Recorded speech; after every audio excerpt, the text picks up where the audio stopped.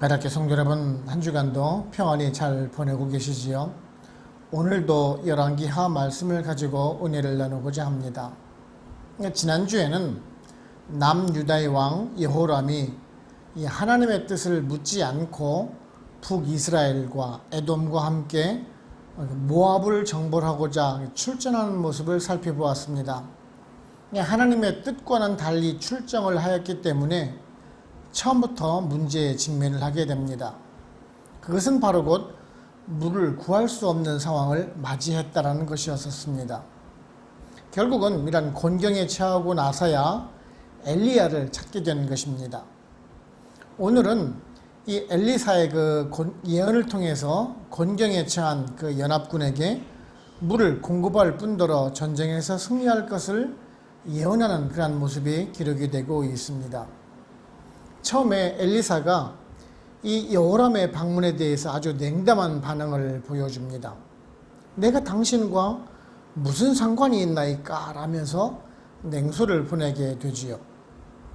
쉽게 말씀을 드리면은 나와 당신 그 여호람의 길은 같은 민족이고 왕과 신하의 관계지만은 그 이상도 그 이하도 아니다라는 그런 말씀입니다.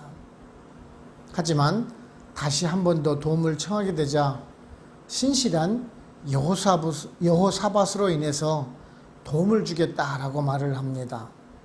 그리고 검은 고 탈자를 부르게 하고 하나님 지시에 따라서 골짜기에 웅덩이를 파게 합니다. 그리고 그 웅덩이가 아주 가득 차게 될 것을 예언하게 되고 아울러 이스라엘 연합군이 대승을 거둘 것이다 라는 예언을 하는 것이 바로 곧 오늘의 본문이라고 할 수가 있을 것입니다. 이 예언의 말씀대로 이스라엘 백성들이 아침에 모여서 하나님께 제사를 드릴 때에 에돔으로부터 물이 흘러나와서 골짜기 아주 가득 차게 되는 것을 보실 수가 있습니다. 우리가 잘 아는 대로 팔레스틴 이 하천은요, 간헐천입니다. 즉 우기에는 물이 흐르지만은 건기에는 말라서 물이 흐르지 않게 되는 그러한 하천입니다. 그래서 건기천에는 물을 구하기가 쉽지 않게 됩니다.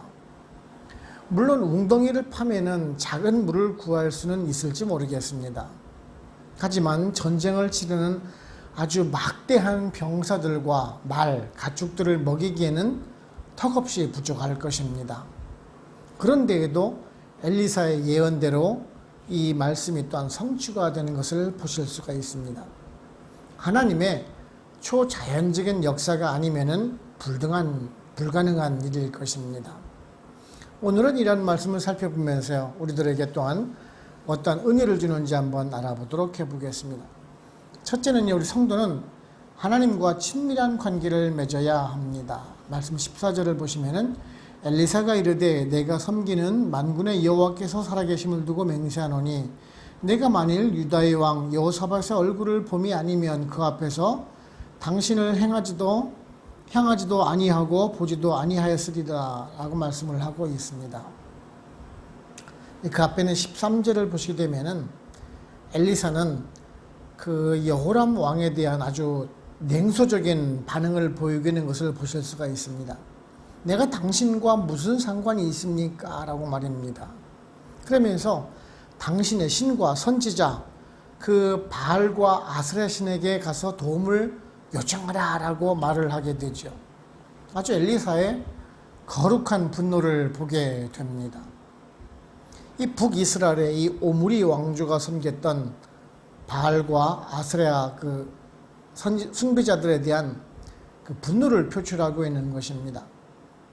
물론 우리가 지난주에 살펴보았듯이 여호람 왕은 바알을 숭배했다고는 기록이 되고 있지는 않습니다.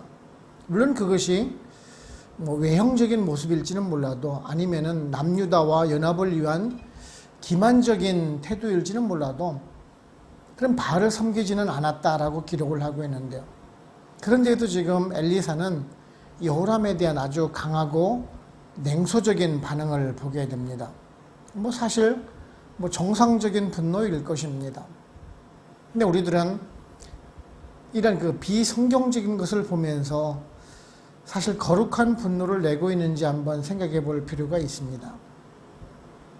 요즘에 한국 TV를 보다 보면은요, 이게 새해 들어서 그 오락 프로그램에서 이렇게 점을 치는 그런 모습을 보게 되는데요. 이게 매년마다 좀 보게 됩니다. 유명 연예인들이 자신의 앞날을 알아본다고 하면서 점집에 가서 무당들에게 앞날을 물어보는 그런 프로그램을 자주 보곤 합니다. 이젠 TV에서 버젓이 이런 말도 안 되는 내용을 방송하면서 그저 그냥 재미삼아 하는 것이다라고 생각들을 하곤 합니다.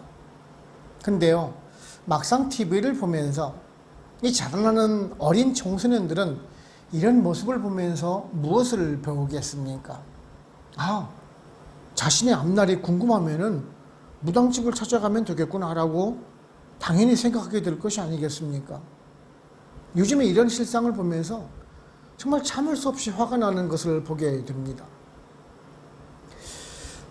그런데요, 엘리사는요, 이런 여호람의 그런 거듭된 간청에 오늘 이렇게 말을 하지요. 유다의 왕 여호사밧의 얼굴을 보지 아니하면은 그 앞에서 당신을 향하지도 아니하고 보지도 않을 것이다, 아니하였으리다 라고 말씀하죠. 당신 여호람을 봐서는 아무것도 하고 싶지 않습니다마는 남유다의 왕 여호사밧의 얼굴을 봐서 해준다라는 그런 말씀입니다. 사실 우리들도 그럴 때가 있죠. 내가 그 사람의 얼굴을 봐서 해주는 것 아니냐라고 말입니다. 물론 엘리사는 그 여호사밧을 만났을 리가 없을 것입니다. 서로 모르는 사이일 것입니다.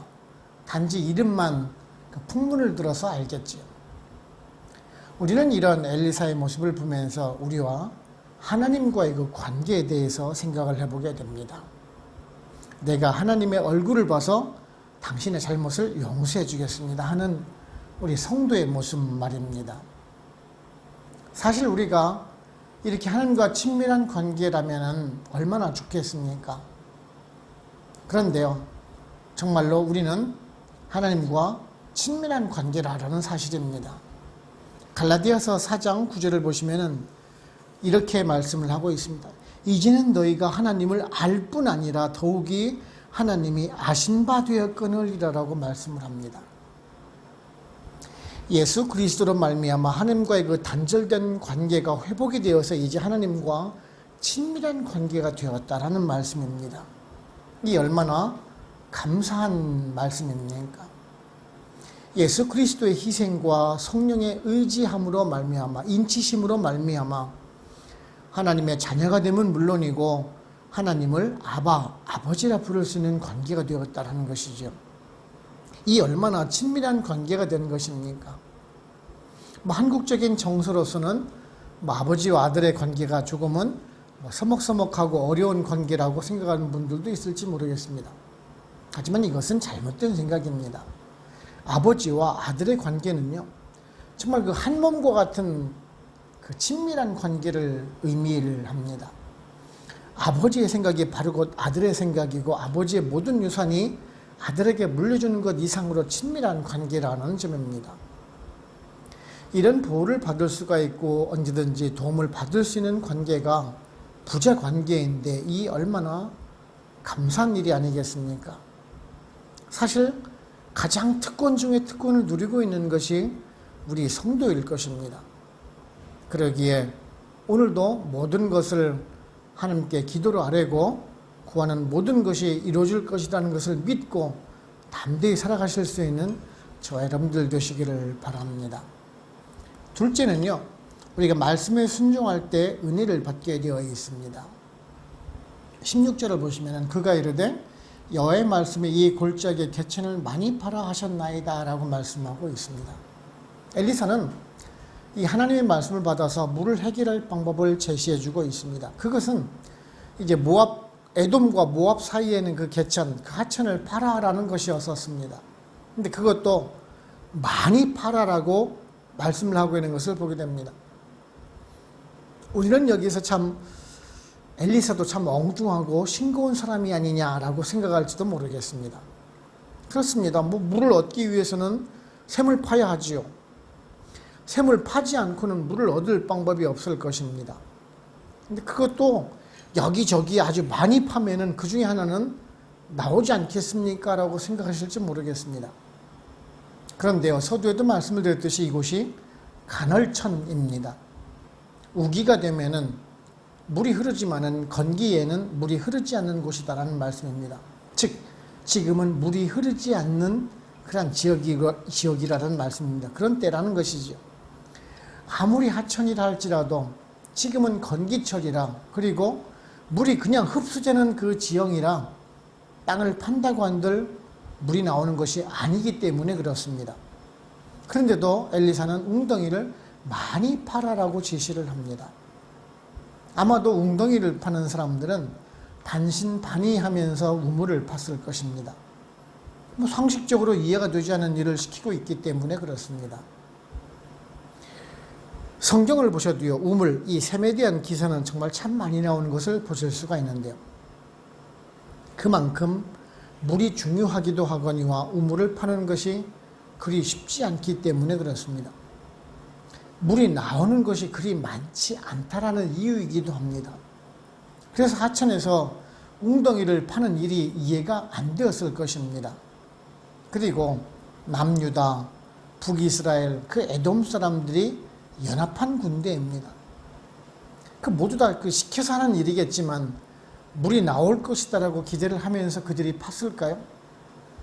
대부분의 사람들은 이거 참 허무맹랑한 이야기 아니야 라면서 생각을 했을 것이 분명합니다. 이런 사실을 생각을 한다면 당시 이 엘리사의 명령을 따랐다는 것은 하나님에 대한 믿음이 없이는 불가능한 일이었을 것입니다. 그 믿음에 대한 순종이 있었기 때문에 가능한 일이라는 점입니다. 더욱이 물을 마시지 못해서 괴로운 상황에서 다시 그 웅덩이를 파는 그 수고는 그 고통이 더했을 것이 분명합니다. 그럼에도 불구하고 지금 순순히 웅덩이를 파는 그런 일을 하는 것을 보시게 됩니다. 우리들도 때로는요, 이러한 이치에 맞지 않는 일을 해야만 하는 경우들도 심심치 않게 있습니다. 일을 해도 결과가 눈에 보이지 않는 일을 해야 하는 경우가 참 많지요. 수고를 해도 칭찬을 받지 못하는 일을 할 수도 있습니다. 그럴 때 우리는 어떤 결정을 하고 계십니까?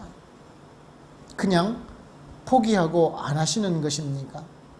아니면 그래도 하나님께서 시키시는 일이니까 순종하면서 따라가는 편이신지요? 하나님의 섭리하는 과정을 보면 우리 눈으로 이해가 안 되는 일이 정말 참 많이 있습니다. 분명 손해가 나는 일인 것 같고 세상적으로 불합리한 일인 것 같고 이치에 맞지 않는 일인 것을 우리가 해야 할 때가 분명히 있습니다. 우리가 잘 아는 믿음의 조상 아브라함이 있습니다. 자신이 살고 있는 땅을 떠나서 하나님이 지시하는 땅으로 가라라는 명령을 받게 되지요. 당시 부족국가 사회에서는 부족을 떠나서 다른 곳으로 가라라는 것은요, 그냥 너 죽으러 가라라는 말과도 똑같은 말입니다. 그럼에도 불구하고 순종을 했기 때문에 그는 믿음의 조상이 됩니다. 노아는 또 어떻습니까? 비가 언제 올지 얼마나 올지 아무것도 모르는 상황에서 그 배, 방주를 만들게 됩니다. 그냥 한두 달 안에 만드는 것도 아닙니다. 거의 100년 이상, 120년 이상 배를 만들게 됩니다. 그냥 상식적으로 생각을 한다면 누가 산속에 배를 만들겠습니까? 하지만 하나님의 말씀에 순종함으로 인해서 그 가족의 구원을 받게 되지 않습니까? 순종을 하였기 때문에 복을 받았다라는 말씀입니다. 지금 연합군도 마찬가지입니다. 말도 안 되는 내용이지만 이 엘리사의 명령에 순종했을 때 물을 얻게 되었고 전쟁에서 승리할 수 있는 기반을 만들게 되었다는 점입니다. 우리도 마찬가지입니다. 올 한 해 우리 여러 가지 일들이 있을 것입니다. 그럴 때 우리가 말씀에 순종해 가면서 수고를 잊지 말아야 합니다.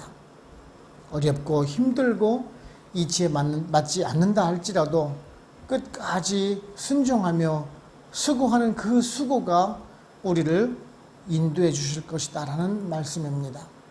저와 여러분, 하나님께 대한 전적인 말씀의 순종과 최선의 수고를 다해서 하나님 주시는 복을 받아 누리실 수 있는 우리 모두가 되기를 원하는 것입니다. 세 번째는요, 하나님께 대한 경배, 예배가 삶의 중심이 되어야 합니다. 말씀 20절을 보시면 아침이 되어 소제를 드릴 때 물이 에돔 쪽에서부터 흘러와 그 땅에 가득하였더라 라고 말씀하고 있습니다. 이스라엘 연합군이 이제 엘리사의 그 말씀을 듣고 우물을 어느 정도 팠는지에 대해서 말씀에 기록되어 있지는 않습니다만은 아마도 밤이 깊도록 횃불을 켜가면서 웅덩이를 팠지 않았는가 싶습니다. 그래서 20절 말씀에 아침이 되어 소제를 드릴 때라는 시점을 기록하고 있는 데서 말을 봐서도 그런 것 같습니다.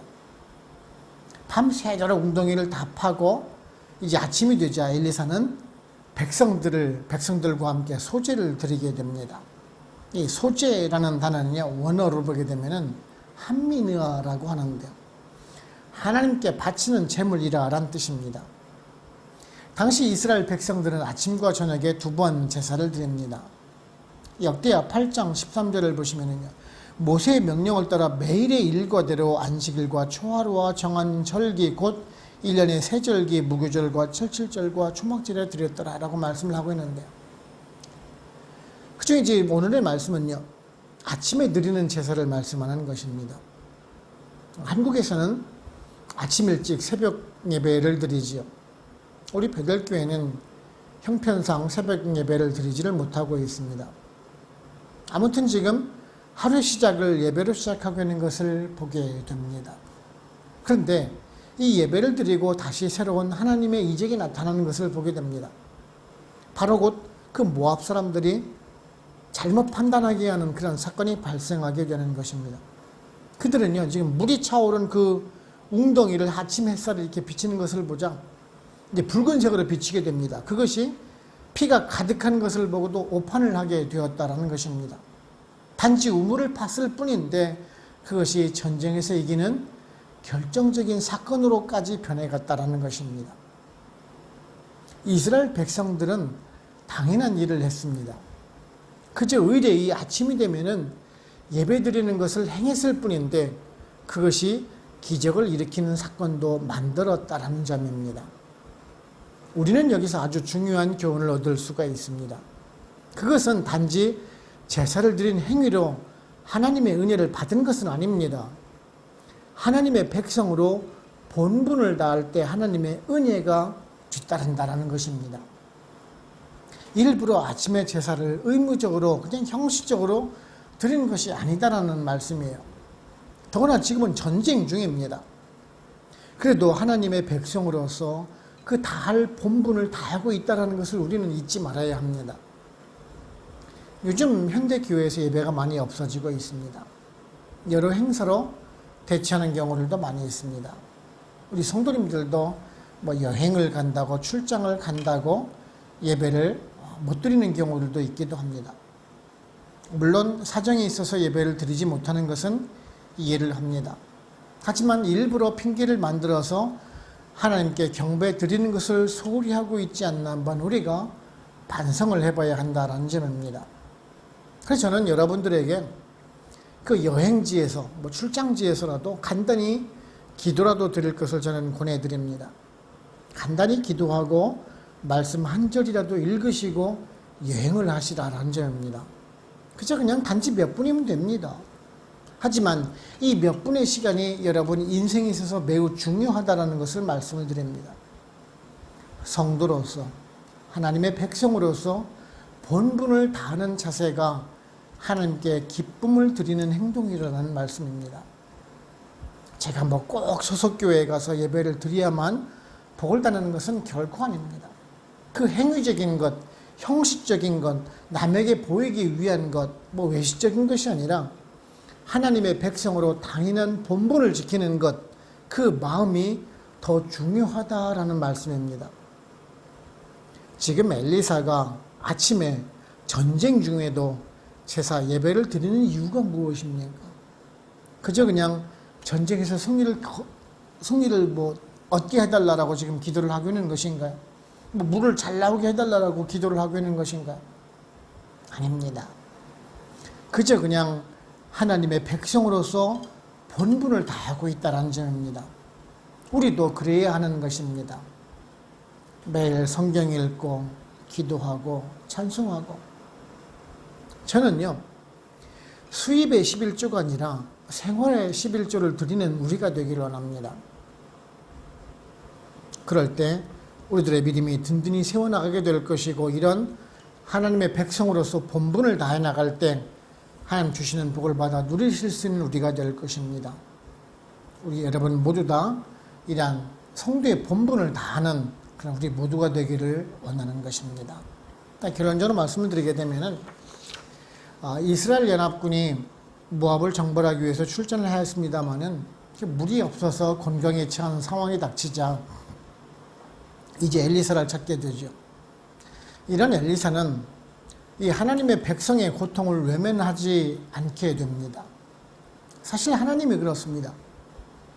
늘 우리를 불꽃 같은 눈동자로 지켜보고 계시지만 때로는 우리들도 곤경에 처할 때가 많이 있습니다. 그럴 때 여러분들은 누구를 제일 먼저 찾고 계십니까? 대부분 주위에 권세 있는 사람이나 그 재력으로 해결할 수 있는 사람, 인척이나 도움을 받을 만한 분들을 찾아서 의지하는 그런 우리들이 혹 아닌지요? 급하니까 당황하기 쉽고 분별력을 가지고 일을 처리하기가 그리 쉽지만은 않습니다. 하지만 오늘 말씀을 보시게 되면 바로 하나님을 찾고 있는 것을 보게 됩니다. 그렇습니다. 주저하지 말고 먼저 하나님을 찾아야 하는 것입니다. 문제 해결 방법은 하나님밖에 없다는 것을 알아야 합니다. 역사를 이끄시는 분은 하나님이시고 우리들에게 그 문제를 주실 때에는 그것을 통해서 무엇인가 교훈을 주시기 위한 것 아닙니까?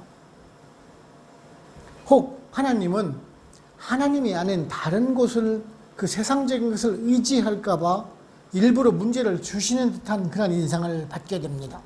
물론 하나님은 그런 분은 아니시지만 우리들로 하여금 얼마나 친밀하게 하나님께 다가오시는지를 원하시는 것 같습니다. 그렇습니다. 하나님께 상의하는 것도 습관입니다. 다윗이 하나님의 마음에 합한 자라고 칭찬을 받는 이유가 바로 곧 그것입니다. 작은 것, 사소한 것 하나라도 하나님께 간구하고 기도로 교통하고 있다는 점입니다. 우리들도 이런 것은 배워야 합니다. 늘 신실하게 하나님을 의지하고 친밀한 교제 속에서 하나님께 간구할 때 하나님 역시 무엇이든지 우리가 간구하는 것을 이루어 주실 것입니다. 저와 여러분 늘 주님과 기도로 교통하시고 말씀을 가까이 하시면서 주시는 말씀에 늘 순종해 나가심으로 인해서 또한 올 한 해 계획하시는 모든 일이 형통하게 이루어지면서 하나님 주시는 복을 받아 누리실 수 있는 저와 여러분들 되시기를 주님의 이름으로 축원을 합니다. 기도하겠습니다. 하나님 아버지 감사합니다. 오늘도 저희들에게 말씀을 주심에 감사합니다. 배반하였던 모압을 치고자 남유다와 연합해서 공격을 하지만 하나님께 묻거나 상의하지 않고 그 전쟁을 벌인 탓에 물도 없이 또한 곤경에 처하게 되고 이에 또한 엘리사의 도움을 받아 해결하는 모습을 살펴보게 됩니다. 우리도 때로는 문제를 만날 때, 곤경에 처할 때 바로 하나님을 찾지 않고 이웃에게 도움을 청하거나 주변에 유력한 사람들에게 도움을 요청하는 사람들을 보곤 합니다. 우리가 기도로 주님과 교통하지 않고 하나님과 상의하지 않는 그러한 불신앙적인 모습을 보이고 있음을 이 시간 또한 고백을 합니다. 오늘 주시는 말씀을 받아서 또한 우리가 회개하고 또한 깨닫기를 원합니다. 문제를 주시는 분도 하나님이시고 문제를 해결하시는 분도 하나님밖에 없다는 것을 깨닫고 늘 하나님과 친밀한 교제를 나누며 이겨나갈 수 있는 우리 베델교회 모든 성도님들 다 될 수 있도록 성령님 인도하여 주시옵소서. 이 또한 남은 며칠 기간도 하나님 은혜 가운데 또한 형통하며 또한 하나님과 의지하며 하나님과 동행하는 삶을 살기를 소원하옵고 우리들 주에서 구원하신 예수 그리스도의 이름으로 감사하며 기도하옵나이다. 아멘. 축도를 마칩니다. 지금은 우리를 주에서 구원하시는 예수 그리스도의 은혜와 하나님 아버지의 크고 크신 사랑하심과 성령님의 인도하시고 역사하시고 우리와 같이 교통하심이 베들 한인교회 모든 성도님들과 그들의 가정과 직장, 사업체 그리고 선교지와 베들교회 위에 지금으로부터 영원토록 함께 없으기를 간절히 축원하옵나이다. 아멘.